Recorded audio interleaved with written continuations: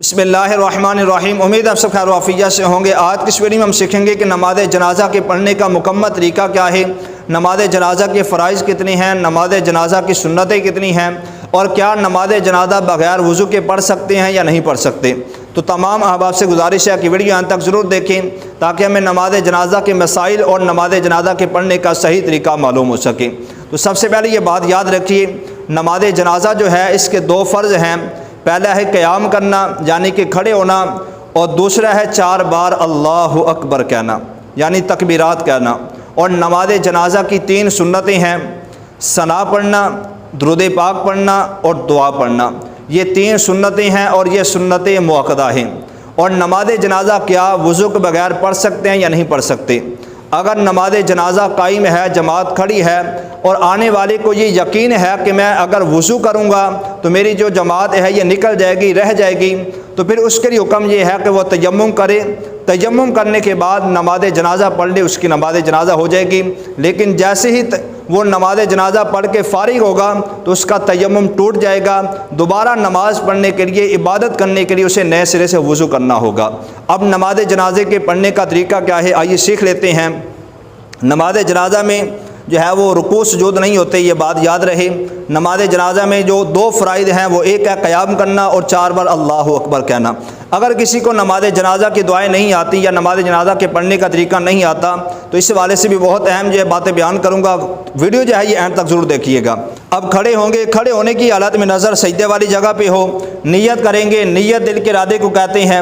دل میں نیت موجود تھی، اللہ اکبر کہہ کے نماز شروع کر لی، نماز پھر بھی شروع ہو جائے گی، لیکن نیت کے الفاظ زبان سے دہرا لینا بہتر ہے۔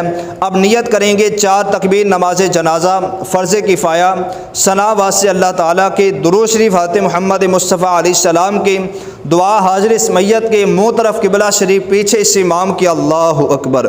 اللہ اکبر کہہ کے ہاتھ ناف کے نیچے باندھیں گے، ثنا پڑھیں گے، سبحانک اللہم و بحمدک و تبارک اسمک و تعالی جدک و جل ثناؤک و لا الہ غیرک۔ یہ نماز جنازہ کی ثنا پڑھیں گے، پھر اس کے بعد تکبیر ہوگی، ہاتھ نہیں اٹھانے، ہاتھ باندھے رکھنے ہیں۔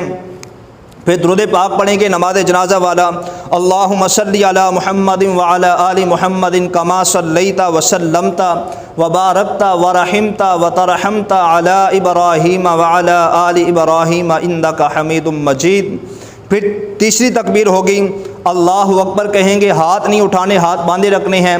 اس کے بعد نماز جنازہ کی دعا پڑھیں گے، اللہم اغفر لحینا ومیتنا وشاہدنا وغائبنا وصغیرنا وکبیرنا وذکرنا وانثانا، اللہم من احییتہ منا فاحیہ علی الاسلام ومن توفیتہ منا فتوفہ علی الایمان۔ دعا پڑھنے کے بعد چوتھی تکبیر ہوگی۔ چوتھی تکبیر کہتے ہی، اللہ اکبر کہتے ہی ہاتھ دونوں چھوڑ دینے ہیں۔ پھر دائیں طرف سلام پھیریں گے، السلام علیکم ورحمۃ اللہ۔ پھر بائیں طرف سلام پھیریں گے، السلام علیکم ورحمۃ اللہ۔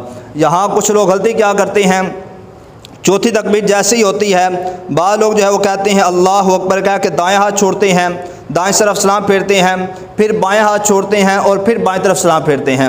بعض لوگ کیا کرتے ہیں یہاں پہ غلطی کہ وہ ہاتھ باندھے رکھتے ہیں، چوتھی تکبیر کہتے ہیں، دونوں طرف سلام پھیرنے کے بعد پھر دونوں ہاتھ چھوڑتے ہیں۔ یہ طریقہ غلط ہے۔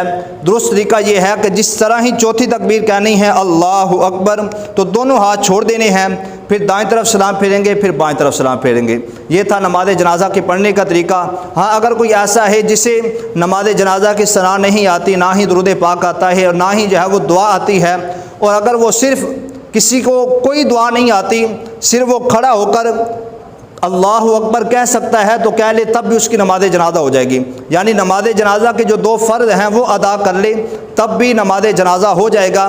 ہاں اگر کوئی ایسا ہے جسے نماز جنازہ کی ثنا یا نماز جنازہ کا درود پاک یا نماز جنازہ کی دعا نہیں آتی، تو جو نماز میں ثنا پڑھی جاتی ہے، نماز میں درود پاک پڑھا جاتا ہے، جو نماز میں دعا پڑھی جاتی ہے، وہ بھی اگر نماز جنازہ میں پڑھ لے تب بھی اس کی نماز جنازہ ادا ہو جائے گی۔ یہ تھا نماز جنازہ کے پڑھنے کا طریقہ۔ ہمارے ہاں ایک جو ہے وہ بہت لا علمی ہے یا ناواقفیت ہے، جہالت ہے کہ ہم اپنے بچوں کو جو ہے وہ دنیاوی تعلیم تو سکھا رہے ہوتے ہیں لیکن دین کی تعلیم نہیں دیتے۔ افسوس کے ساتھ یہ کہنا پڑ رہا ہے، میں ایسے بچوں کو جانتا ہوں کہ جو ساری زندگی لوگوں کو دھوکہ دیتے رہے، لوگوں کے جنازے میں شریک ہو کر لوگوں کو دھوکہ دیتے رہے، جو ہے وہ جنازے میں شریک ہوتے، اللہ اکبر کہہ کے ہاتھ باندھ لیتے، نہ نماز جنازہ کے فرائض کا پتہ ہے، نہ سنتوں کا پتہ ہے، نہ نماز جنازہ کے پڑھنے کا طریقہ آتا ہے۔ آج باپ کا انتقال ہوا، باپ کا جنازہ آگے پڑا ہے اور بیٹا پیچھے ہاتھ باندھ کے کھڑا ہے اور آج باپ کو بھی دھوکہ دے رہا ہے۔ نہ نماز جنازہ کے فرائض آتے ہیں، نہ سنتوں کو پتہ ہے، نہ نماز جنازہ کے پڑھنے کا طریقہ آتا ہے۔ وہ باپ جس نے اپنی اولاد کی خاطر نہ دن دیکھا نہ رات دیکھی، جو ہے وہ اپنی اولاد کی خاطر دن رات جو ہے وہ کماتا رہا، نہ حلال کی تمیز کی نہ حرام کی تمیز کی، لگا رہا حلال و حرام کی تمیز کیے بغیر اپنی اولاد کے لیے مال کماتا رہا، اپنی اولاد کو جو ہے وہ دنیاوی تعلیم تو سکھاتا رہا، دین کی تعلیم اتنی بھی نہ دی کہ اپنا انتقال ہوا، اب جنازہ آگے بڑھا ہے، بیٹا پیچھے ہاتھ باندھ کے کھڑا ہوا ہے، اب نہ نماز جنازہ کے فرائض آتے ہیں، نہ سنتوں کو پتہ ہے، نہ نماز جنازہ کے پڑھنے کا طریقہ آتا ہے۔ تو یہاں لمحہ فکریہ ہے ان والدین کے لیے جو اپنی اولاد کو دنیاوی تعلیم تو سکھاتے رہتے ہیں، دین کی تعلیم نہیں دیتے۔ خدا را اپنی اولاد کو دین کی اتنی تعلیم تو دیں کہ جب ہمارا انتقال ہو بیٹا خود آگے بڑھ کے جو ہے وہ ہمارا جنازہ پڑھائے۔ اگر اس قابل نہیں ہے تو اتنی تعلیم تو دیں کہ ہمارا بیٹا ہمارا جنازہ تو پڑھنا جانتا ہو نا۔ آج افسوس کے ساتھ یہ کہہ رہا ہوں کہ باپ کا انتقال ہوتا ہے، بیٹا بھاگتا ہوا دوڑتا ہوا مسجد میں جاتا ہے اور مولوی صاحب سے کہتا ہے آؤ جی مولوی صاحب میرے باپ کا انتقال ہوا ہے، آ کر اسے غسل دو۔ حق تو یہ بنتا تھا کہ وہ باپ جس نے نہ دن دیکھا نہ رات دیکھی، دن رات اپنی اولاد کے لیے کماتا رہا، بیٹے کا حق بنتا تھا کہ آج اگر باپ کا انتقال ہوا ہے تو آگے بڑھ کر باپ کو غسل دیتا۔ لیکن افسوس کہ دنیاوی تعلیم سیکھتے رہے، دین اتنا بھی نہ سیکھا کہ باپ کا انتقال ہوا باپ کو غسل دے سکتا۔ تو اپنی اولاد کو دنیاوی تعلیم کے ساتھ ساتھ دین کی تعلیم دیں، اتنی تعلیم دے کہ ہمارے جانے کے بعد ہماری نجات کا ذریعہ بنے۔ رسول اکرم صلی اللہ تعالیٰ علیہ وسلم نے ارشاد فرمایا کہ آدمی کا جب انتقال ہوتا ہے تو 3 چیزیں ایسی ہیں جو مرنے کے بعد بھی فائدہ پہنچاتی ہیں۔ پوچھا گیا یا رسول اللہ صلی اللہ علیہ وسلم وہ 3 چیزیں کون سی ہیں؟ فرمایا نمبر 1 صدقہ جاریہ، جو اس نے صدقہ کیا، مسجد بنوائی یا پانی کی سبیل لگوا دی، فرمایا یہ ایسا صدقہ ہے جو مرنے کے بعد بھی فائدہ پہنچاتا ہے۔ دوسری چیز فرمایا علم، جو اس نے خود سیکھا دوسروں کو سکھایا، اور تیسری چیز فرمایا نیک اولاد، جب بندہ اپنے پیچھے نیک اولاد چھوڑ کے جاتا ہے تو وہ مرنے والے کے لیے فائدہ بخش ہوتی ہے۔ تو اس لیے اپنی اولاد کو جو ہے وہ دین کی تعلیم دیں، دنیاوی تعلیم کے ساتھ ساتھ دین کی تعلیم بھی دیں تاکہ ہمارے جانے کے بعد ہماری نجات کا ذریعہ بنے۔ روایت میں ہے کہ کل بروز قیامت ایک آدمی جو ہے وہ اس کے پیچھے پہاڑ کے مانند جو ہے وہ نیکیاں چلیں گی، پہاڑوں کی مانند نیکیاں اس کے پیچھے چڑھ رہی ہوں گی۔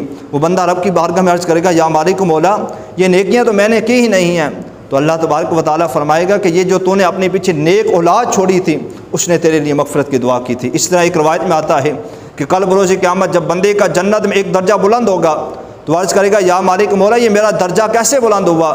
تو اللہ تبارک و تعالیٰ فرمائے گا تو نے جو پیچھے اپنی نیک اولاد چھوڑی تھی اس نے تیرے لیے مغفرت کی دعا کی ہے۔ تو اس لیے اپنے بچوں کو دین کی تعلیم بھی دیں۔